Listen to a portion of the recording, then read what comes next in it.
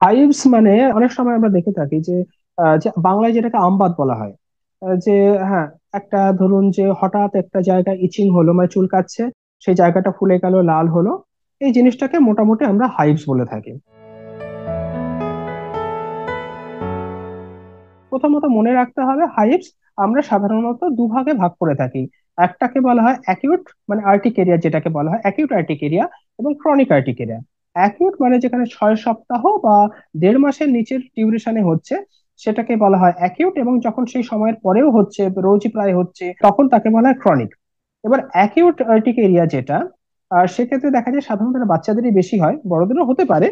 তো বাচ্চাদের বেশি হওয়ার পেছনে কিছু কারণ আছে। দেখা যায় যখন তার কোনো সর্দি কাশি, মানে ভাইরাল ইনফেকশন হচ্ছে, কখনো অন্য কোনো ধরুন যে ইউরিনে ইনফেকশন, এগুলো হতে পারে।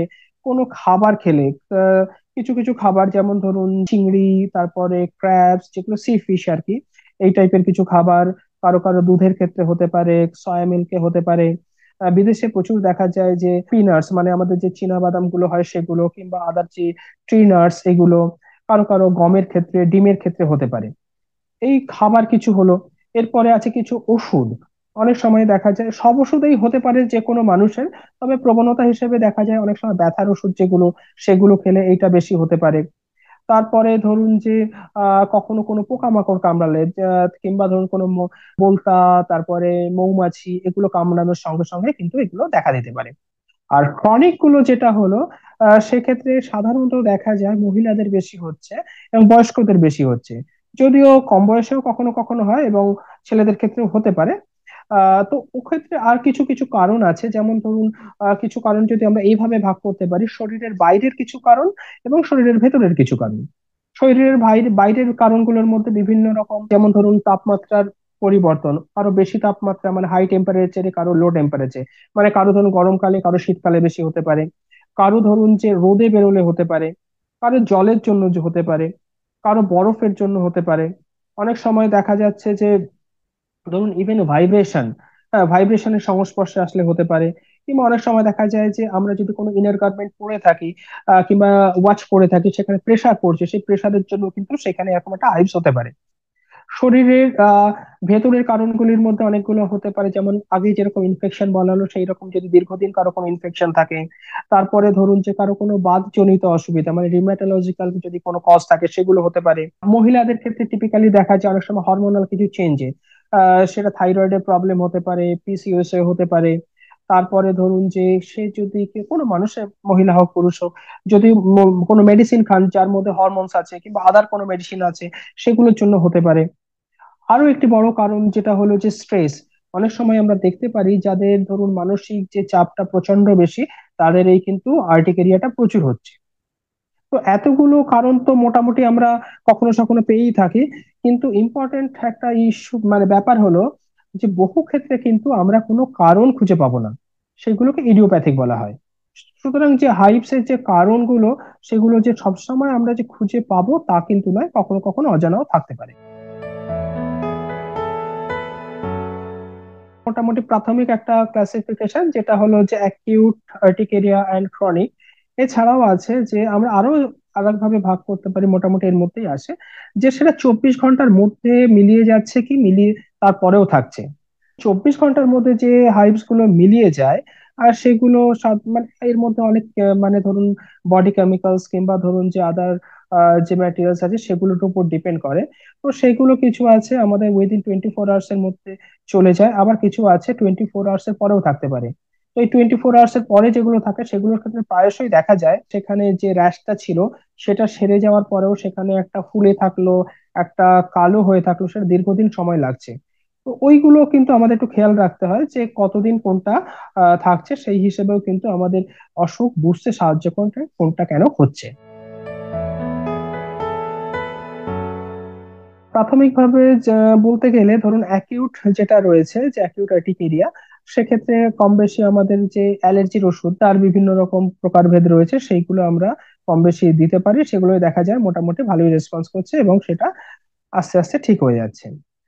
কিন্তু প্রবলেম হলো যে ক্রনিক যে ব্যাপারটা, সেটা কিন্তু আমাদের যে এই অ্যান্টিহিস্টামিন, মানে অ্যালার্জির ওষুধ, সেটা আমাদের দিতে হতে পারে।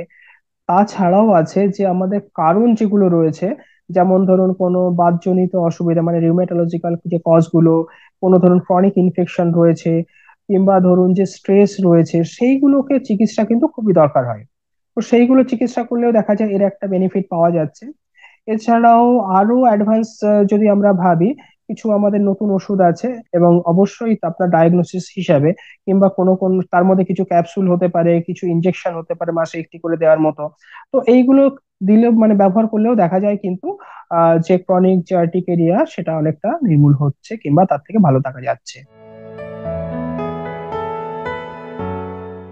হাইভস এর জন্য অ্যাকিউটের ক্ষেত্রে আমি যেটা বলতে পারি যে ধরুন যে আমার ইনফেকশন, সর্দি কাশি এগুলো থেকে দূরে রাখতে হবে, তার জন্য নিয়মিত যে ভ্যাকসিনেশন করা, কিংবা যদি মনে হচ্ছে কারো কোনো একটি খাবার, ধরুন কারো চিংড়ি মাছ খেয়ে প্রবলেম হয়েছিল, তো সেইটা আগে আইডেন্টিফাই করতে হবে যে অ্যাকচুয়ালি ওটা চিংড়ি মাছের জন্য হয়েছিল কিনা। তো সেইটা যদি আইডেন্টিফাই করতে পারি, তার থেকে তাকে দূরে রাখতে হবে। তারপরে যদি কোনো ওষুধে কারো প্রবলেম হয়ে থাকে আগে, তো সেই ওষুধটাকে চিহ্নিত করে তার থেকে দূরে থাকতে হবে। ক্রনিকের ক্ষেত্রে যদি তার ইনফেকশন আছে, তার কোনো যদি রিউমাটোলজিক্যাল কজ, কোনো হরমোনাল কজ রয়েছে, তার তার চিকিৎসা করতে হবে। তার ধরুন যে স্ট্রেসের জন্য যদি থাকে, সেই স্ট্রেস রিলিফের জন্য আমরা যোগা প্রাণায়াম এগুলো করতে পারি, কিংবা সাইকিয়াট্রিস্টের সঙ্গে কথা বলে তার যে আলাদা আলাদা ওষুধ আছে সেগুলো ব্যবহার করতে পারি। ঠিক আছে, তো এইগুলো যদি আমরা যে ওষুধ বাদেও সেইগুলো থেকে আমরা আইডেন্টিফাই করতে পারি, তাহলে তার থেকে আবার যেমন যে যে ক্রনিক আর্টিকেরিয়া যেটা বলছিলাম, যে শরীরের বাইরের কিছু কারণ, যেমন কারো যদি সূর্যের আলোতে বেশি হচ্ছে, কারো বরফে হচ্ছে, প্রেসারে হচ্ছে, তো আমি যদি একবার আইডেন্টিফাই করতে পারি যে এইগুলো এক্সপোজার হলেই আমার প্রবলেমটা আসছে, তো এগুলো থেকে যদি আমরা তাকে দূরে রাখতে পারি, তো তখন তিনি ভালো থাকবেন অবশ্যই। যত আমরা ডেভেলপমেন্ট হচ্ছে আমাদের সোসাইটিতে, আমাদের যত ধরুন কলকারখানা তৈরি হচ্ছে, আমাদের স্মোক ডাস্ট এগুলো আসছে, তো এই আমাদের খাবারের পরিবর্তন হচ্ছে। খাবারের মধ্যে ধরুন আমরা যে আগে ন্যাচারাল খাবারগুলো খেতাম, শাকসবজি, ফল এগুলো খেতাম, তার বদলে আমরা এখন প্রিজারভেটিভ মিক্স যে খাবারগুলো খাচ্ছি, কালারফুল খাবার খাচ্ছি, বাড়ির বাইরের ফাস্ট ফুড খাচ্ছি। তো এইগুলো কিন্তু আমাদের একটু ভেবে দেখতে হবে যে যতটা অ্যাভয়েড করা যায়। তারপরে ধরুন যে আমাদের ডেইলি কিছু এক্সারসাইজ করা যেতে পারে।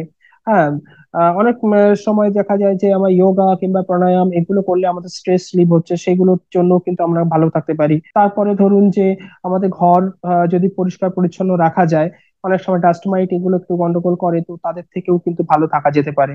তো আমাদের লাইফস্টাইল মোটামুটি এইগুলো যদি আমরা কিছুটা কিছুটা করে মডিফাই করতে পারি, তো এর যে অনেকগুলো কারণ মানে যে যেখানে যেখানে ক্রনিক আর্টিকেরিয়া গুলো থাকছে, সেগুলো থেকে আমরা একটা বেটার থাকতে পারবো। যে আমি ধরুন যেটা বলে যোগা প্রাণায়াম এগুলো কিন্তু বড় চিকিৎসা। এটা শুধু আমার লাইফস্টাইল মডিফিকেশন করার জন্য না, এগুলো দেখা যায় অনেকটা কমছে। হ্যাঁ, কিন্তু কখনো সখনো কিছু অ্যান্টি হিস্টামিন বা অ্যালার্জির ওষুধ খাওয়া যেতে পারে। তো অবশ্যই প্রাথমিকভাবে সেটা ডাক্তারবাবুর সঙ্গে কথা বলে নেওয়া, কারণ এই ওষুধগুলোর মধ্যে অনেক রকম ভেদ আছে, তার ডোজিং এর ব্যাপার আছে। কখনো সখনো বাড়িতে এই ওষুধগুলো রাখা যেতে পারে। তো এবং সেটা অবশ্যই যদি কারো গাইডেন্সে থাকে তাহলে বেটার হয়। যে হঠাৎ ধরুন মাঝরাতে হলো, তখন এই এই টাইপের ওষুধগুলো সে যদি বাড়িতে নিজে খায়, তো কাজ হতে পারে, কিন্তু অবশ্যই সেটা যেটা বললাম, যে একবার কিন্তু সেটা গাইডেন্সের মানে কারো কাছ থেকে প্রেসক্রাইব করিয়ে নেওয়াটা ভালো। হাইপস এর যে ব্যাপারটা, যে যেটা অ্যাকিউট যেটা, সেটা কিন্তু আমাদের সাধারণত খুব প্রবলেম করে না। তবে খেয়াল রাখতে হবে, অনেক সময় হাইপস এর সঙ্গে এর সিমিলার একটা অ্যালার্জির এক্সট্রিম একটা কন্ডিশন যেটাকে অ্যানাফাইল্যাক্সিস বলা হয়, সেটা আমাদের একটু খেয়াল রাখতে হয়। সাপোজ কেউ একটা কোনো খাবার খেলো, ধরুন একটা কোথাও সি বিচে গেল ঘুরতে, সেখানে কোনো কাঁকড়া খেলো, সঙ্গে সঙ্গে আমরা অনেক সময় খবরেও হয়তো পেয়ে থাকি যে সাডেন একটা শ্বাসকষ্ট হলো, গায়ে এরকম হাইপস উঠলো, এবং ধরুন কাশি শুরু হলো, পেট ব্যথা বমি এগুলো হলো। অনেকের কিন্তু মৃত্যুও ঘটতে পারে এক্ষেত্রে। তো হাইভস মানে একেবারে খুব সহজ ব্যাপার সেটা কিন্তু নয়। এটার যে একটা এক্সট্রিম ভ্যারাইটি অ্যালার্জির যেটা আর কি অ্যানাফাইল্যাক্সিস, সেটা সম্পর্কে আমাদের ওয়াকিবহাল থাকতে হবে। এবং যদি মনে হয় যে কারো এইরকম কখনো হয়ে থাকে, তো ইমিডিয়েটলি কিন্তু অ্যালার্জি ডক্টরের সঙ্গে কথা বলা উচিত, যে তিনি আপনাকে গাইড করতে পারবেন যে সেই ব্যাপারটা অ্যাকচুয়ালি কি ছিল। তো আমি পরে যখন হবে সেগুলো থেকে আমি অবশ্যই নিজেকে দূরে রাখতে পারবো, কিংবা তার কিছু স্পেশাল মেজারমেন্ট আছে, কিংবা কিছু ওষুধ আছে যেগুলো এমার্জেন্সি বেসিসে আমাদের কাছে রাখতে পারি। তো সাডেন যদি কখনো হলো, তো আমরা সেগুলো অ্যাপ্লাই করতে পারি।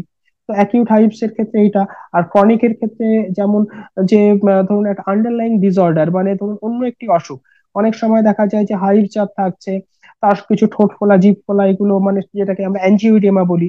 তো তো এই কম্বিনেশন কিংবা এই ধরুন আর্টিকেরিয়ার যে অন্য কোনো কারণ, যে কোনো হরমোনাল কজ কিংবা আদার কোনো ডিজিজ আছে কিনা, সেইগুলো যদি থাকে সেগুলোও কিন্তু আমরা আইডেন্টিফাই যদি করতে পারি, তো দেখা যাবে যে মোটামুটি কিন্তু আমরা অনেকটাই মানে অসুখটা থেকে ভালো থাকছি।